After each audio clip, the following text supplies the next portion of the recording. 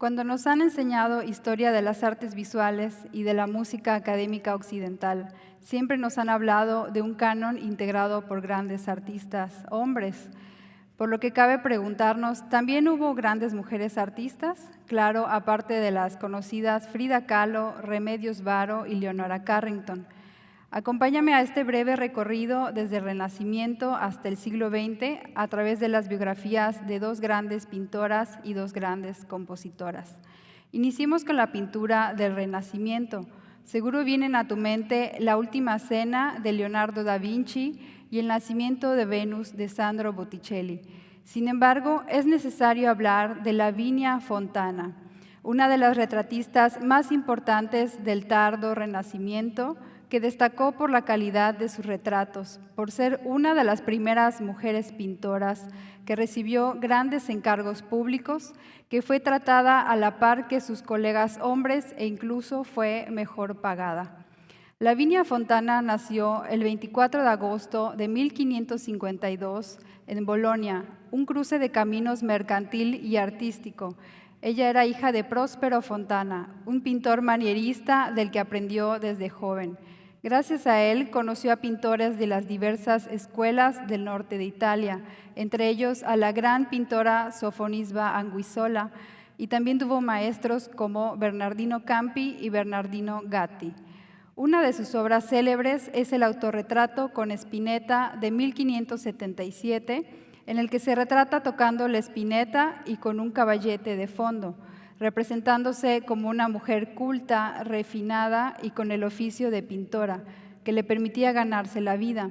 Este autorretrato fue su carta de presentación y aceptó la propuesta de matrimonio del pintor Giovan Paolo Zappi, con la condición de que continuaría dedicándose a la pintura después de casarse. Giovan aceptó la condición y dejó de lado parte de sus encargos para asistir a Lavinia en los suyos y cuidar a los hijos que tuvieron. Esta conciliación impropia de los tiempos en los que le tocó vivir nos habla del éxito que Lavinia ya tenía a los 25 años, edad en la que se casó. La popularidad de sus retratos se debía en parte a su habilidad para plasmar la opulencia de la ropa, los diferentes tejidos, la riqueza de las joyas y los encajes exquisitos, así como el casi obligatorio perrito faldero.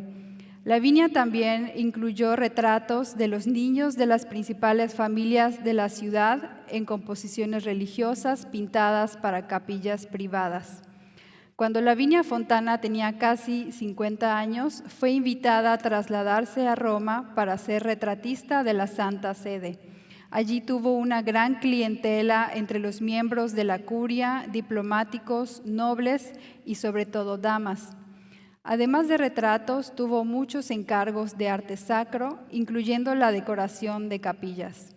Solo pasó en Roma los últimos 11 años de su vida, pero fueron tan prolíficos que se le llamó la pintora pontificia y fue elegida miembro de la Academia Romana, un honor muy raro para una mujer. Lavinia Fontana fue la primera mujer artista en pintar composiciones mitológicas con cuerpos desnudos cuando las mujeres lo tenían prohibido y debían conformarse con pintar bodegones y retratos.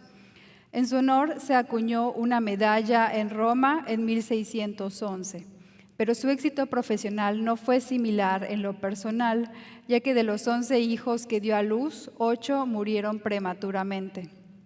Ahora avancemos al barroco. Artemisia Gentileschi nació en Roma en 1593. Era la mayor y la única mujer de los 4 hijos del pintor Orazio Gentileschi. Artemisia aprendió a pintar en el taller de su padre, bebiendo del naturalismo de Caravaggio e impregnándose de su dramatismo y de sus fuertes contrastes cromáticos. Su primera obra firmada y datada es una Susana y los viejos de 1610, que realizó a los 17 años, mostrando ya 2 de las preocupaciones frecuentes en su pintura, la representación de heroínas y el desnudo femenino. A los 17 años, Artemisia fue violada por el pintor Agostino Tassi.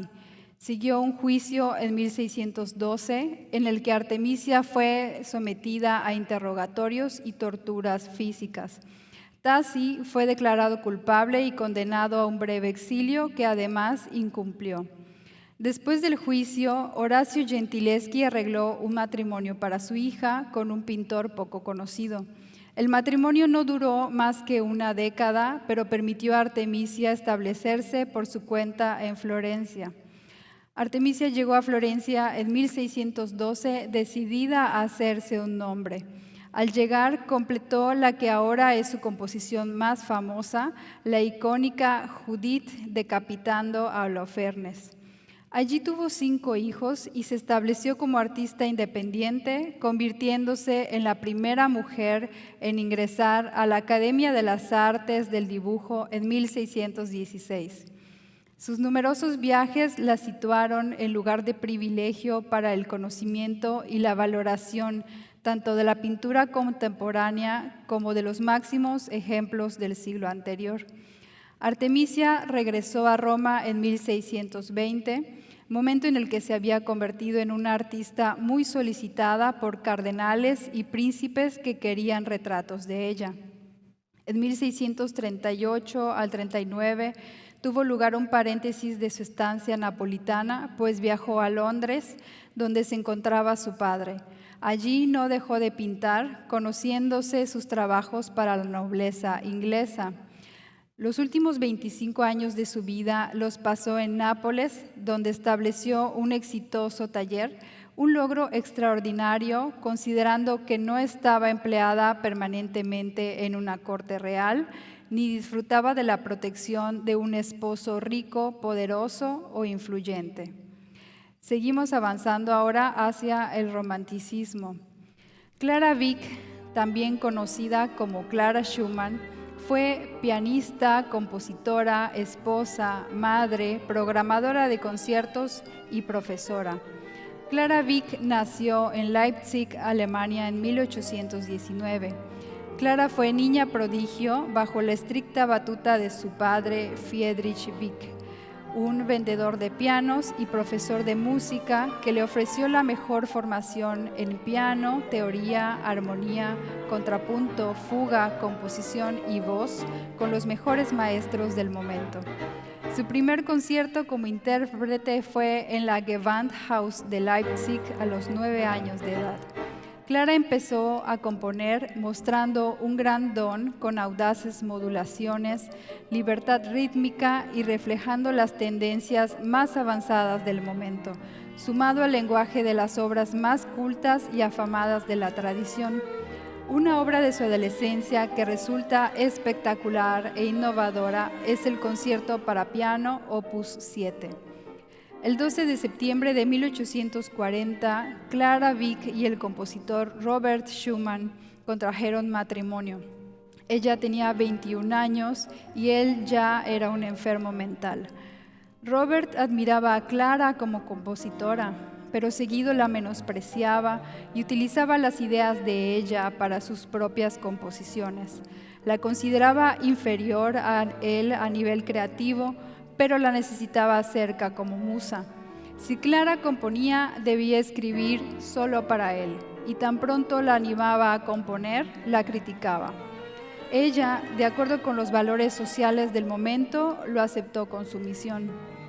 Cuando Clara estrenó su scherzo, Robert la criticó severamente, afirmando que no tenía calidad suficiente por su sencillez. Sin embargo, el público adoró la pieza. Robert le pidió varias veces que abandonara la composición y se centrara solo en él y su obra. Como él era incapaz de sostener a la familia, Clara tuvo que salir de gira para generar ingresos. Clara compuso su obra maestra, Trío para piano, Opus 17, estando embarazada de su tercer hijo, que poco después perdió en un aborto. Más tarde, su segunda hija murió a los 16 meses de edad. 7 embarazos más, al menos 2 abortos, la muerte de su segundo hijo, la enfermedad mental de su marido, nada la detuvo. Tuvieron a su último hijo en octubre de 1853 y en aquel momento Robert llevaba 3 meses ingresado en un sanatorio mental. La crisis definitiva fue cuando Robert se tiró al río Rin. Entonces fue ingresado en un sanatorio y no salió de allí jamás. Clara volvió a salir de gira por Europa y logró la fama con más fuerza que nunca. Finalmente Clara logró visitar a Robert, quien sufría una pulmonía grave, estaba casi inconsciente y murió 2 días más tarde. Clara siguió dando conciertos hasta 1891. No volvió a componer y se volcó en mantener vivo el legado de Robert. Aún así, el repertorio de Clara consta de 23 obras catalogadas y publicadas. Su música es poderosa, expresiva y emotiva, con un estilo sencillo de armonías audaces, con textos que hablan de amor y naturaleza, dentro de la tradición de la escuela de los nuevos románticos como Schumann, Chopin, Liszt y Brahms. Ahora avancemos a finales del siglo XIX y principios del siglo XX. Marie-Juliette Olga Boulanger, mejor conocida como Lili Boulanger, nació en París en 1893. Lili y su hermana Nadia Boulanger provenían de una familia de grandes músicos.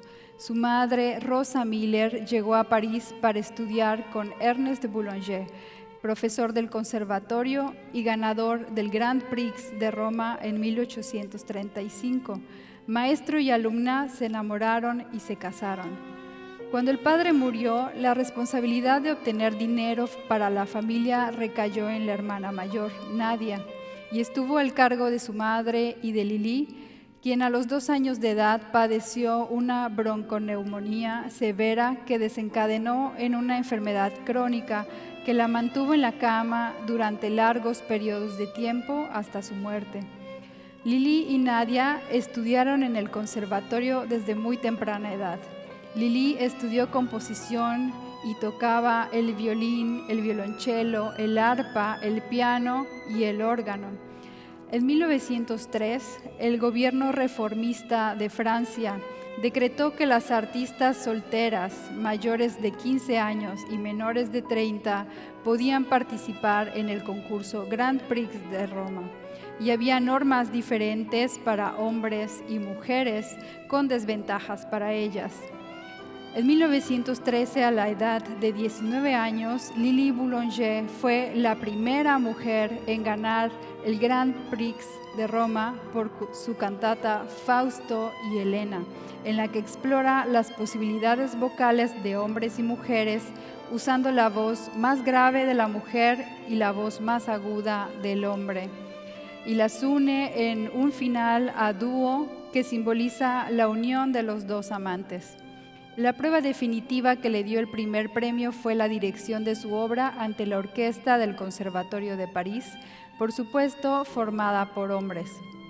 Con este premio, Lili consiguió la interpretación de la obra, su publicación con la prestigiosa editorial Ricordi y una beca en la Villa Medici de Roma durante 4 años.